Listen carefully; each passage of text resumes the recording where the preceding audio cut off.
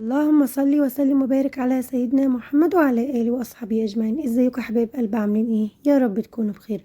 يلا عشان نجهز اللانش بوكس بتاع الامتحانات. مش معنى ان المدارس خلصت مش هنعمل لانش بوكس الامتحانات. اديت ايتن وهي رايحه الامتحان كيس الشيبس اللي انتوا شايفينه ده، وكمان اديتها واحده 2 كيس، وكمان الجيلي كولا، وكمان الدوناتس، وكمان 2 من الباتيه، وكمان سميطيه كبيره. طبعا عايزه اقول لكم انا اسفه على صوتي ده، لان صوتي تعبان شويه وانا تعبانه شويه، فعشان كده صوتي متغير. فانا اسفه طبعا ان انا طالعه لكم بمنتج وانا صوتي عامل كده. المهم، طبعا اديتها كيس الشيبسي، وواحده من التوينكيز، وكمان الدوناتس، وكمان الجيلي كولا، واتنين من الباتيه، وواحده سميته كبيره.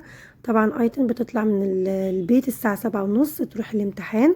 ممكن تيجي 10:30 11، فطبعا وانا هناك معاها في المدرسه دي هتاكل قبل الامتحان الباتيه وكمان السميط. عايزه اقول لكم ان انا باخد باتيه بزياده برضو، عشان لو حد من اصحابها يعني واقف معاها ياكل معاها وياكل معاها سميط برضو. طبعا ايتم مش هتاكل ده كله. وبعد الامتحان بتاكل الدوناتس والشيبسيات والجيلي كولا والكيكه. يا رب يكون